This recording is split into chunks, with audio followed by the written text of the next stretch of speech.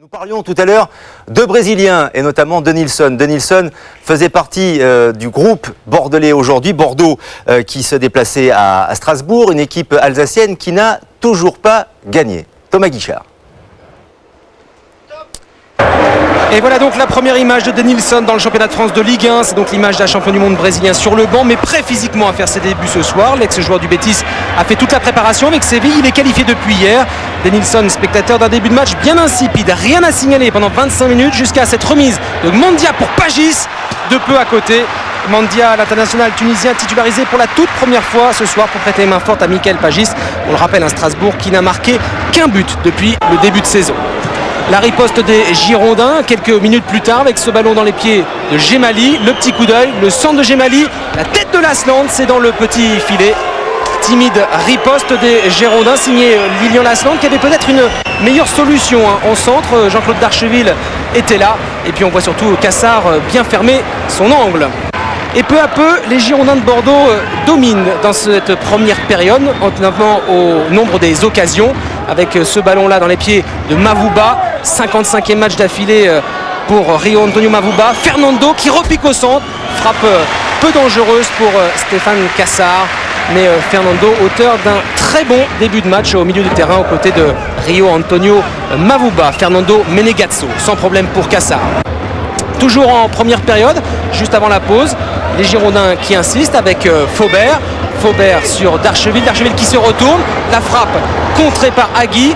Et regardez, Kanté qui remet dans l'axe sur Faubert, contrôle la poitrine, frappe de Faubert, les 2 points de Cassard. Darcheville tout seul, Darcheville qui rate complètement sa reprise. C'est la plus belle occasion des Girondins de Bordeaux dans cette première période avec Jean-Claude Darcheville à l'origine. Il se défait du marquage.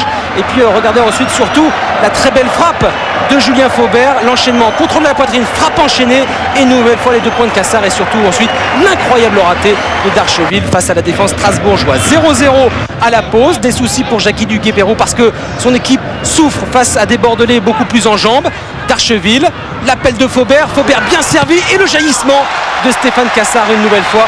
Cassard invincible dans sa surface de réparation qui repousse pour l'instant l'échéance face à Julien Faubert, auteur des 2 occasions les plus dangereuses des Girondins de Bordeaux. Bien lancé là par Darcheville, mais bonne sortie de Stéphane Cassard. Pour voir une riposte strasbourgeoise, il faut attendre quelques minutes ensuite avec Osni qui faisait ses tout premiers pas à Strasbourg ce soir. Avec Farnerud, la petite balle piquée, le retourné manqué de Pagis. Tout le monde s'arrête, mais pas Guémandia qui peut centrer. Faubert qui perd ce ballon, Boca et la frappe de Pascal Johansen à côté. Toujours beaucoup de problèmes d'efficacité offensive dans les rangs du Racing à l'image de cette frappe de Pascal Johansen complètement manquée à côté du cadre d'Ulrich Ramé. Toujours 0-0 entre Strasbourg et Bordeaux et le pressing bordelais qui s'intensifie avec Faubert face à Boca. Faubert qui a vu l'appel de Perea, Perea dans la surface, frappe de Perea, c'est au fond mais non.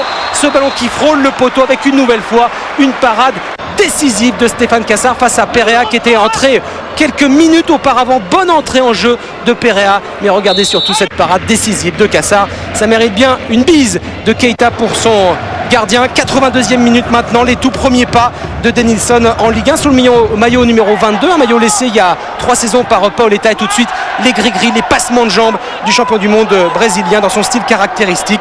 On retrouve très rapidement le Nilsson qu'on en avait découvert lors de la Coupe du Monde 98. 90e minute maintenant, ultime offensive du match pour le Racing avec Michael Pagis, le centre de Pagis, la reprise d'Arrache, mais frappe trop croisée. Selim Arrache qui venait lui aussi d'entrer en jeu quelques minutes auparavant, qui rate la balle de match. 0-0 score final. Strasbourg ne marque toujours pas, Strasbourg ne gagne toujours pas, Strasbourg est toujours convalescent. Stéphane Cassard, l'homme du match côté strasbourgeois, lui se contente de peu au micro de Vincent Cobos.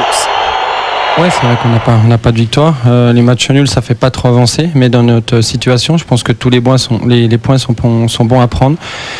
Donc on aimerait avoir cette victoire, cette première victoire, pour nous redonner confiance, un petit peu plus d'élan aussi. Mais je vous le disais, il nous manque encore ce petit truc. Il faut surtout pas lâcher, continuer à travailler parce qu'on sait que ça va être dur. En revanche, Bordeaux repart d'Alsace avec 1 point et un Nilsson content de ses 10 premières minutes dans le championnat de France. Ses tout premiers mots pour Jour de foot.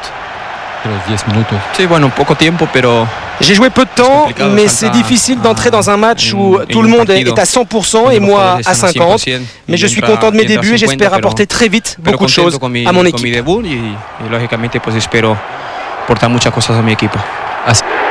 Les premiers pas de Denilson, le champion du monde brésilien dans le championnat de France. Bordeaux va avoir besoin, c'est vrai, de cet attaquant brésilien. Bordeaux qui reste néanmoins la meilleure défense du championnat avec seulement un but encaissé, alors que Strasbourg est la moins bonne attaque avec seulement un but marqué.